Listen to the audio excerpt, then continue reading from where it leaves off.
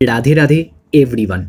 तो दोस्तों, आज इस वीडियो के अंदर हम एक साथ टोटल 3 कंपनीज के ऊपर बात करने वाले, जिन लोगों ने रिसेंटली मतलब लास्ट एक दिन के अंदर अपना रिजल्ट पोस्ट किया। रिजल्ट का इम्पैक्ट भी स्टॉक में हो गया, बट उसके बाद जब मैनेजमेंट का इंटरव्यू हुआ तो वहाँ पे इन लोगों ने क्या ग्रोथ गाइडेंस शेयर किया है अपने इन्वेस्टर्स के साथ, वो इस वीडियो में हम चेकआउट करने वाले एंड समझने वाले हैं कि अभी जो रिस्क रिवार्ड है वो कैसा है। मतलब वैल्यूएशन क्या कम है या ज़्यादा है, उसके बेसिस पे जो ग्रोथ है वो क्या कम लग रहा है या ज़्यादा लग रहा है। मेरा जो ओपिनियन है वो भी आपके साथ शेयर करेंगे। तो जानना ये इंपॉर्टेंट डेटा बहुत ज़रूरी है जो भी लोग इन कंपनीज में इन्वेस्टेड है या इंटरेस्टेड है। तो चलिए दोस्तों, फटाफट वीडियो को शुरू करते हैं। देखिए, आज के दिन सबसे पहले अगर हम टॉप गेनर्स का लिस्ट चेकआउट करें तो सबसे पहला नाम मिलेगा आपको कोफोर्ज का, जिस स्टॉक ने आज 10% से भी ज़्यादा का रिटर्न प्रोवाइड किया है। एंड आज के 3 स्टॉक में से एक स्टॉक यही होने वाला है कोफोर्ज। इसका ग्रोथ गाइडेंस देखेंगे। अगला company FL 9% positive return, then Macrotech developer 8.5% ऊपर, कल्याण ज्वेलर्स काफ़ी बढ़िया रिटर्न देते जा रहा है कंटिन्यूसली, आज 7% ऊपर, and city union bank and result का इम्पैक्ट हुआ है तो स्टॉक ऊपर गया है 7.5%। लूजर्स का भी लिस्ट चेकआउट कर ही लेते तो सुजलॉन एनर्जी रिजल्ट खराब तो स्टॉक गिरा 9%, ग्रेविटा इंडिया ये भी 8% गिरा, कॉटफ्रे फिलिप 8% डाउन, वीबीएल स्टॉक 7% से ज़्यादा गिरा एंड वीबीएल को तो ऑलरेडी लास्ट वीडियो में कवर कर चुके हैं। एंड एचयूएल का स्टॉक भी आज 7% नीचे गिरा है। एचयूएल काफ़ी स्ट्रॉन्ग कंपनी है, बट क्योंकि ग्रोथ गायब हो चुका है इस वजह से जो स्टॉक है इधर पे बहुत पिटाई एंड कुटाई दोनों एक साथ देखने को मिला है आज के दिन। अभी दोस्तों चलिए पहले स्टॉक के ऊपर ही बात कर लेते एंड कंपनी है कोफोर्ज, जो स्टॉक 10% ऑलरेडी भाग गया है आज के दिन। लास्ट एक महीने में 12% रिटर्न, लास्ट 6 महीने में ओवरऑल कुछ खास रिटर्न नहीं है एंड एक साल में अभी भी स्टॉक डाउन है 2%। अगर टॉप से चेकआउट करें तो स्टॉक 14 और 15% डाउन चल रहा है। 5 साल के अंदर 65% का रिटर्न, जो कि बहुत ज़्यादा तो नहीं लगता है क्योंकि और बहुत सारे कंपनीज है जिन्होंने इससे बहुत अच्छे रिटर्न्स बना करके दिए हैं। देखिए, कोफोर्ज एक फास्ट ग्रोइंग कंपनी ज़रूर है, बट पूरा इंडस्ट्री जब स्ट्रगल कर रहा है तो ये स्टॉक भी उसी के बीच में फंस गया है। ये स्टॉक ने भी कुछ खास रिटर्न बना करके नहीं दिया काफ़ी टाइम से। बट अच्छी बात यह है कि जो लो स्टॉक ने बनाया था, लगभग आप बोल सकते हो कि 1100 रुपये के भी नीचे चला गया था, वहाँ से स्टॉक बढ़िया रिकवर कर रहा है इस टाइम पे एंड ऑलमोस्ट 50% तक का रिटर्न स्टॉक दे चुका है। ये बड़ी बात है, अच्छी बात है कि रिकवरी आ गया। मतलब आज अगर आप टीसीएस या इन्फोसिस ये सारे स्टॉक देखेंगे ना, तो ये टॉप लेवल से आज भी 40-50% टाइप डाउन है। बट कोफोर्ज ने नेगेटिव रिटर्न दिया था, बट रिकवरी भी बहुत फास्ट आ रहा है, जिससे ओवरऑल जो इसका ऑल टाइम हाई है वहाँ से थोड़ा सा ही नीचे 15% के आसपास ही नीचे, मतलब ज़्यादातर लॉस लोगों का रिकवर करके दिया स्टॉक ने। ये अच्छी बात है। एंड यही दोस्तों एक बोल सकते हो कि डिफरेंशिएटर फैक्टर है कि मेरा सेक्टर नहीं चल रहा है। मेरा जो ओवरऑल सेक्टर है आज भी काफ़ी नीचे है, चाहे टेक विप्रो आप देखें, सबने नेगेटिव रिटर्न प्रोवाइड किया एंड अभी भी बहुत ज़्यादा नीचे चल रहे हर कोई जो लार्ज कैप आईटी स्टॉक है वो। बट कोफोर्ज जो है ये अलग स्टैंड आउट कर रहा है। क्यों? क्योंकि ये कंपनी का ग्रोथ बढ़िया आ रहा है। यही एक चीज़ है जो आपको बचा सकता है एक वीक मार्केट में, वीक सेक्टर में, दैट इज़ आपका growth. And Coforge company continuous growth ला रहा है। आगे के लिए इन्होंने क्या बताया? इन्होंने ये बताया that Q2, Q3 and Q4 are going to be robust growth quarter for us. There are structural tailwinds around cloud infra, AI-led efficiencies, and Q1 has been an exceptional quarter and set the stage going ahead. मतलब Q2, Q3 and Q4 के लिए भी company बहुत ज़्यादा confident है कि अच्छे करेंगे। Maintain margin guidance at 15.5% but expect to deliver better for FY27। तो मार्जिन गाइडेंस जैसा इन्होंने पहले कहा था वैसा ही मेंटेन करेंगे एंड ओवरऑल इससे भी बेटर कर सकते हैं। North America and EU customers are increasingly looking at open source AI models. तो ओवरऑल दोस्तों ये एक बुलिश गाइडेंस है मैनेजमेंट का एंड क्योंकि मैनेजमेंट ऑप्टिमिस्टिक है एंड वो भी एक वीक मार्केट में, तो ये बहुत बड़ी बात है। एंड कोफोर्ज का स्टॉक यही रीज़न के चलते आज 10% ऊपर गया क्योंकि मैनेजमेंट कॉन्फिडेंट है कि Q2, Q3 एंड Q4 भी बढ़िया आने वाला है। तो दोस्तों ये था ओवरऑल अपडेट कोफोर्ज के ऊपर। तो क्या अभी निवेश कर सकते? देखिए, लास्ट 2 दिन के अंदर स्टॉक में एक अच्छा रिकवरी आ गया है, तो टेक्निकली देखा जाए तो शायद आपको हर कोई मूविंग एवरेज के ऊपर मिलेगा, वो आपको बताएगा कि थोड़ा इंतज़ार किया जा सकता है। एंड अभी तो इन्होंने जस्ट ये बोला कि Q2, Q3, Q4 अच्छा आएगा, बट Q2 का रिजल्ट आने में अभी भी 3 महीने का टाइम है। तो इन 3 महीने के अंदर बहुत कुछ और होने वाला है। हो सकता है स्टॉक इधर से थोड़ा और ऊपर चला जाए, फिर थोड़ा गिरेगा, फिर ऊपर जाएगा, ऐसे करके जब गिरेगा, जब आपको RSI बिलो 40 मिले ना, तो मेरे हिसाब से वो अच्छा टाइम होता है किसी भी स्टॉक में, अच्छे कंपनी में निवेश करने का। ठीक है, तो ये दोस्तों ग्रोथ गाइडेंस एक कोफोर्ज का इतना ही मिला, कोई बॉल पार्क नंबर तो नहीं मिला कि इतना इतना ग्रो करेंगे। अगर मिलेगा तो वो भी शेयर कर देंगे आपके साथ आगे के वीडियोस में। अगला कंपनी है RR केबल एंड स्टॉक ने दिया है 2.3% का पॉजिटिव रिटर्न। एक समय ऐसा भी था कि स्टॉक लगभग 7% रिटर्न प्रोवाइड कर रहा था एंड एक महीने के अंदर स्टॉक ने 3% रिटर्न दिया, 6 महीने के अंदर 91% का रिटर्न। लास्ट वीडियो दोस्तों तभी हमने बनाया था, उसके बाद बना ही नहीं पाए क्योंकि स्टॉक लगातार भागता चला गया एंड आई थिंक 1400 के आसपास लास्ट वीडियो बनाया था, क्योंकि तब जो स्टॉक है ये ओवरसोल्ड जोन के आसपास आया था एंड वहाँ से दिया है स्टॉक ने मैसिव रिटर्न। मैं आप लोगों को कमेंट करने को नहीं बोलूँगा क्योंकि काफ़ी बार बोल चुका हूँ, बहुत सारे लोगों ने कमेंट किया है कि वो लोग अच्छा प्रॉफिट इंजॉय कर रहे। तो RR केबल बढ़िया कंपनी, बढ़िया परफॉर्मेंस एंड बढ़िया रिटर्न। बट इतना ज़्यादा भागने के बाद एक इंटरेस्टिंग फैक्ट है, इतना ज़्यादा भागने के बाद अभी ब्रोकर्स लोग आ रहे एंड अच्छे अच्छे टारगेट प्रोवाइड करे। आज जैसे कि पॉलीकैब एंड RR केबल को CLSA ने कवर किया, अच्छा टारगेट दिया तो स्टॉक उसके चलते भागा। बट अभी टारगेट देके क्या फ़ायदा, तभी देना चाहिए था ना जब 1400 के आसपास स्टॉक ट्रेड हो रहा था। मेरा तो लॉजिकल माइंड यही बोलता है कि जब स्टॉक नहीं चल रहा था तब एक आपको रिसर्च रिपोर्ट निकालना था एंड अच्छा टारगेट देना था।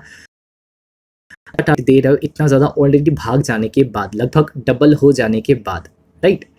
तो ब्रोकर्स का मैं रिपोर्ट पढ़ता हूँ कि क्या बता रहा है, क्या इन्फॉर्मेशन शेयर करे बिजनेस के बारे में, ना कि मैं उनका टारगेट देखता हूँ कि हाँ इतना टारगेट इन्होंने दिया। अभी RR केबल का स्टॉक तो भाग रहा है, ठीक है, बहुत अच्छा। 29,000 करोड़ पे चला गया है मार्केट कैप, 47 पे है PE रेशो। मैंने आपको कल बताया था कि जैसे ही रिजल्ट अपडेट हुआ तो PE रेशो काफ़ी नीचे, ड्रास्टिकली नीचे आ गया था। तो RR केबल कंपनी ने आगे के लिए ये ग्रोथ गाइडेंस शेयर किया that FY27 outlook remain steady. Cables and wires volume growth जो इधर पे 16 से 18% होएगा, margin expected to sustain at 10.5%।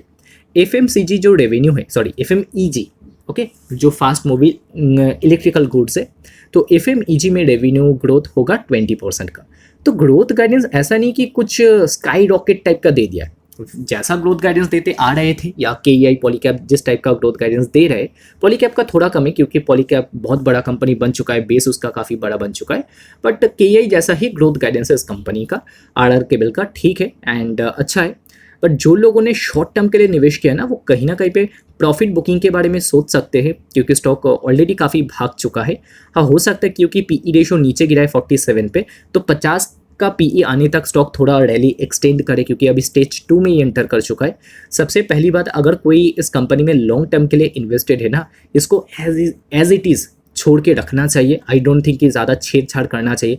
लोग सोचेंगे अरे बड़ा प्रॉफिट मिल गया तो बुक कर लेते, तो बुक कर लेंगे, हो सकता है स्टॉक इसके बाद काफ़ी ऊपर चला जाए, तो वो फियर ऑफ मिसिंग आउट का एक बहुत बुरा टेस्ट तब आएगा। तो इस वजह से मुझे लगता है कि जो लोग इन्वेस्टेड है वो एज इट इज़ इसको छोड़ सकते हैं, क्योंकि मैंने देखा है, क्योंकि हमने काफ़ी टाइम से पॉलीकैब के को होल्ड किया है ना, तो बीच बीच में ऐसे फेजेस आते थे कि मेरा काफ़ी हद तक प्रॉफिट कम हो जाता था, बट उस टाइम पे भी मैंने जो है एक्वायर किया और स्टॉक ऐड किया, मैंने बेचा नहीं था। तो लॉन्ग टर्म इन्वेस्टर को ये झेलना पड़ता है। ऐसा नहीं आप अगर आप सोच रहे हो कि मेरे को सिर्फ प्रॉफिट ही होगा, सिर्फ ऊपर ही चला जाएगा स्टॉक, ऐसा नहीं होगा। आपका प्रॉफिट जो अभी दिख रहा है आगे जाके फिर थोड़ा कम होगा, फिर एक बहुत बड़ा छलांग मारेगा, फिर बहुत बड़ा प्रॉफिट दिखेगा, ऐसा ही होगा। तो लॉन्ग टर्म इन्वेस्टर को टाइम नहीं करना है, बट जिन लोगों ने सिर्फ शॉर्ट टर्म के लिए निवेश किया वो कहीं ना कहीं पे प्रॉफिट बुकिंग के बारे में सोच सकते हैं, क्योंकि टेक्निकली देखा जाए तो RSI काफ़ी ऊपर चला गया है एंड हर एक मूविंग एवरेज के ऊपर स्टॉक निकल चुका है, ठीक है। सिर्फ और सिर्फ जो शॉर्ट टर्म इन्वेस्टर है उनके लिए बता रहा हूँ, ठीक है।